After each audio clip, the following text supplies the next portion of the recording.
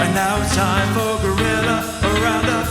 They'll let you know what happened overnight when things transpire you whilst you sleep. Right there in the loop you keep. Right, we're back. We're here at Seddon Park in Hamilton this time. It's a hot day. We're going to try and be quick because we don't want to get burned. I'm joined again by Cam Ponsonby. Cam, thanks for joining. First of all, game finished early in Wellington. New Zealand quickly to Hamilton to train. England thought, right, we'll have a few days on holiday. More importantly, what did you get up to in the break, and what do you make of what England got up to? What did I get up to? A lot of swimming. Not Are you swimming. across this? Bought some goggles recently. I'm now a professional swimmer. Took a day travel up with Stefan Schemmelt and Vidushan Hantaraja from Cricinfo.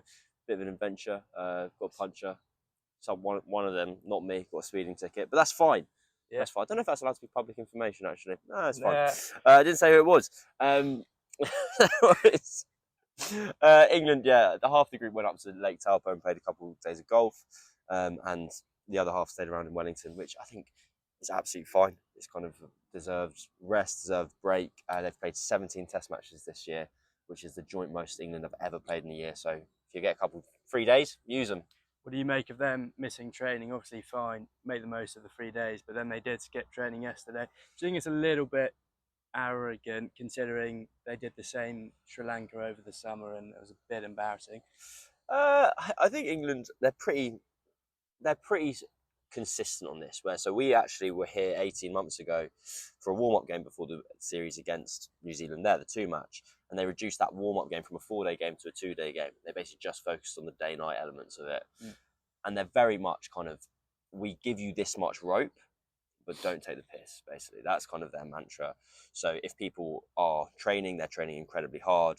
And rather than having 2 training sessions, they're just having 1. So they are going to train this afternoon. You might actually be able to make them out behind us having a team photo. But they skipped out on training yesterday, in part because I don't think everyone was here. I don't know if everyone was on the ground.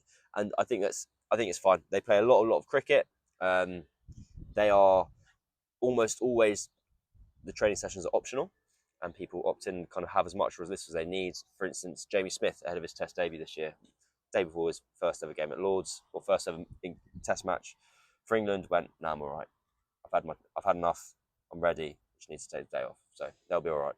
New Zealand, on the other hand, got a lot of work to do. Just spoke to Tom Latham earlier. He hasn't confirmed the team. One thing that is confirmed, Will Young in for Devon Conway's away on paternity leave. First of all, do you think that paternity leave was pretty fortunate for him? It seemed as if he was staring down the barrel. I don't know. There was it'd be interesting to know if the kid could be due in June, and they just backed him off. Yeah. No, I think it did. It was slightly convenient, but I'd be surprised if they forced it. I'm going to sneeze. Go for it. No, I'm not going to sneeze. It's fine. We're going to carry on. The change kind of almost had to happen for New Zealand, but the problem is it's not actually this much of a magic wand. Will Young's actually got a very poor record as opener, so he's got this thing where he's been the player of the series in India, and it's a bit bizarre. It's like, why isn't this guy playing? But he scored his runs at 3. He's had quite a lot of opportunities for New Zealand as an opener, and he averages about 22, I think, from 9 test matches. So it's not going to be this kind of golden bullet, which is going to silver bullet, one of them, which is going to fix all their problems. And then, well, we haven't had it confirmed whether Tim Southey's going to play.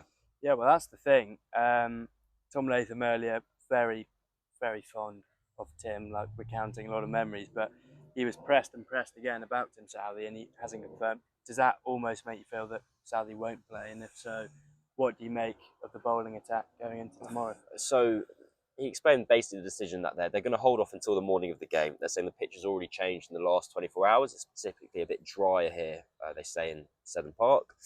So it's whether they go for Santner as a specialist spinner or they go 4 seamers. And at the moment, Tim Southey is that 4th seamer. And so it would be a real shock if he doesn't play. This is his home ground. They've got a camel in the corner, of which has been he's got the nickname the sexy camel in kind of Kiwi cricket. And there's also a sign at the end, the far end away from us has been named the Tim Southey end, and it says thank you Tim across it. So if he doesn't play, it's going to be a bit of an anticlimax, but he has absolutely been the weak link in the bowling attack. So on merit, he probably shouldn't be in the 11, but as an occasion, it would still be it'll be sad if he doesn't play. You say he's been the weak link, and obviously he hasn't been anywhere near his best. But if you look at the other teamers, I was looking up Duffy's stats, and he played in one of the 4-day games over the weekend and got 0 for 95 or something like that. There isn't really an obvious replacement for him. Would you agree with that? So the guy who would be, if he was fit, would be replacing him is a guy called Ben Sears. So he's the guy that's kind of very much the next one. Meant to bowl at high pace, he's very well thought of. Jacob Duffy might not be having the best of times of late, but he's also kind of quite well thought of. There's people like Ben Lister, Blair Tickner played against England last year, but has been going through quite a lot of kind of personal issues at the moment. So there isn't necessarily a absolute, this is the guy next cab off the rank who is fit, but in terms of whether that means that South East still has definitely kind of been of like value, been, I don't know if deserving is the right word, but I'm going to use it, kind of his place in the team in the last couple of matches. He has been the kind of he's been the noticeably slowest bowler and the least threatening. And the problem is, if you think about it this way, he is the fourth seamer. He's the person at risk of being left out here, but he's also the opening bowler. Yeah. So it's not a case of like that gives you an indication of the reason why they're giving him the new ball isn't because they necessarily think he's the best proponent with it. It's because they think it's the only time he's at his most threatening. And even then, Zach Crawley hits him for 6 in the first over, and indeed out to Henry the next one. Just back to Will Young. Obviously, all Kiwis, the nicest, most relaxed people. Do you think deep down he's sort of looking to go big to say fuck you to the New Zealand cricket side? He could well do. I think he's spoken about like the frustration of being left out. I think even himself, he doesn't really want to be batting opening. He wants to be at 3. But it's only natural that he's going to come here and going to be like, look, you guys have left me out. I was the player of the series. And he was player of the series not with like an immense amount of runs. It was kind of consistent, vital contributions as opposed to where Ravindra got a century. Did someone else get a century? I'm sure they did, but I've forgotten it off the top of my head. Wickets. A lot of wickets. I was surprised it wasn't Patel or Sander. You got in terms of the most top wicket takers. In terms of player of the series. Yeah, I guess, but sometimes if there's more wickets, the runs have almost become more important in that context. So yeah, he'll be kind of not desperate, but he'll be aware that this is his opportunity. What will be frustrating for him is he doesn't have a run at it now. This is New Zealand's last test match for about 6 months where they go to Zimbabwe for 2 tests. And then there's a rumour they're trying to add on a test series away to kind of South Africa at the end, but that's so far from being confirmed. It's kind of may as well not be a thing at the moment. And then they've only got 3 tests. Well, they've got 3 tests against West Indies at home next year, which has been increased in series. It was only going to be a 2-test series. So currently Will Young's got himself back in the team, and he's got 5 test matches in the next 12 months to look forward to, potentially. Not looking good. And looking at England, Ben Stokes has confirmed his team. Yep. Matty Potts coming in for Chris Woakes. The reasoning was, well, the large part of the reasoning was that Chris Woakes has sort of proved the haters wrong. Do you think that England sort of try and play this narrative that they've always got something to prove and that they're always sort of winning the mental side? I don't know, because I think they also, it's not just to others that Chris Woakes be proving he's kind of good enough away from home. Like if he did really poorly here, that would be marked in his book against him for 12 months' time when England are next on tour. I think, yeah, like it was put to Stokes kind of like, have you ticked a box? Chris Woakes has done well, you know what he's about, and you can see more. And I think that's a fair enough kind of thought process to go, Woakes, we know what you do. We know you're a seasoned operator. We know what you can offer.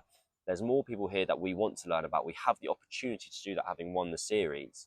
And also, because they've got such strength and depth in their batting, you can go Atkinson and Cast 8 and 9. So and Potts at 10. And Potts at 10, exactly. A couple hundred. So it's not a case of that you're dramatically weakening your batting lineup. It's also an opportunity to see Atkinson at 8 again. It's all, well, opportunity to see Cast at 9 isn't a massive thing, but to see these guys have one step higher, have a bit more responsibility of their batting, I think it's fine. The 3 test matches in a row is a lot for any seam bowler. Chris Woakes, although he's fit as a fiddle, etc., he's still in his mid-30s, mid to late 30s now. And it'll be a case of just look after the bodies. Like Stokes said, Wellington, if you look at the scorecard, it doesn't look like they've bowled heaps of overs, but the wind was phenomenal, and so people were running into that wind, and it was really kind of like the overs you escalate them up. It's like whatever you see the number is. If it was like if they bowled 10 overs, it was like they bowled 14 kind of thing. And Potts, most likely he'll be taking the new ball instead of Bryden Cast. Does that sort of provide an indication as to the role that they see Bryden Cast for, say, 12 months' time as the enforcer? Do they not really value his skill with the new ball?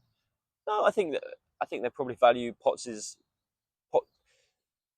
They know what Cast can do in the role he's offering right now, and he is more likely to do that role for England in general. They see Potts as the new ball bowler. That's part of the reason it's been the swap, is that Woakes is out. Okay, we're going to see Potts with the new ball. You get a better opportunity to have a look at Potts if you replace him, if he comes in for Woakes and if he came in for Cast, for instance. If you had Potts coming in and it was, okay, you're going to bowl first change, you're seeing a slightly different skill set from him than the one you want. And the thing that they love about Matthew Potts, which Stokes alluded to there just earlier, was he's so fit, so he can bowl throughout an innings at any stage. He can bowl with the new ball for you. He can come back kind of, not obviously first change, but he can come back soon afterwards when the ball's still swinging a little bit. Then if you need to go short, he's fit enough to be able to do that plan. I don't think it's a case that they don't rate Cast's ability of the new ball. I think they've just got a good thing and it's working at the moment. They want to experiment and see this more from Matthew Potts. He's not played heaps of cricket since his debut in 2021, or heaps of cricket for England. And so they have an opportunity. They want to give it to him, and they're going to give him the new ball. Any local knowledge about the pitch here? Obviously, No. the Scallops were the talk of the town in Wellington. Quite right. The Scallops in Wellington. That was nonsense. I knew something. I shared it. I gave people. But nobody else sort of recognised it. No one took on it. Day 2 Scallops in Wellington. Look it up online. You're not going to find it because only the very, very intellectual people know what we're talking about. Seddon Park, I have no idea. Apparently it's a bit drier here, so expecting it to potentially spin a bit more, which is why you'd like to see, well, potentially going to see New Zealand go away from 4-seamers and instead have that specialist spinner in centre. Any chance of this match going 5 days? Bit of rain forecast, day 3, 4. I think if the rain will help that situation push a bit forward. I can't imagine England are going to be. I think England will be putting their foot down with the bat, as they always do. They will want to win, but just no England matches go 5 days now, unless they've been Multan. Yeah. So, and just finally, is there any chance of a New Zealand comeback here, or are they just so mentally off of where they were in India? There is, because they're still a good team. They just have collectively dropped out of form in terms of their batters. So if they basically need Ravinder and or Williamson to score 100, and then they need one of kind of Latham, Young, Blundell to contribute again. I know Blundell got 100 in the last match, but it's still a kind of dead rubber ton. I don't think completely wipes the slate clean of a batter out of form. And then Southie might have a last test boost, as someone referred to it earlier. And if you get kind of him, if you're quote unquote weaker links in Southie can pick up a couple of wickets for the new ball. If you can get 100 more runs out of your 3 kind of batters out of form, then all of a sudden they're back to being the team that we kind of know they are. They haven't had the most amazing record at home or of late when you take away their India series. So yeah, England probably do go into this still quite considerable favourites. But I mean, if I could choose one thing to watch over the next few days, it'd be to watch Rachin Ravinder score 100. So I hope that is the storyline we see play out. Well, the third and final test starts tomorrow, probably today if you're watching it. Cam, thank you very much for coming on. No, thank you. See you soon. And now it's time for Guerilla, a Roundup.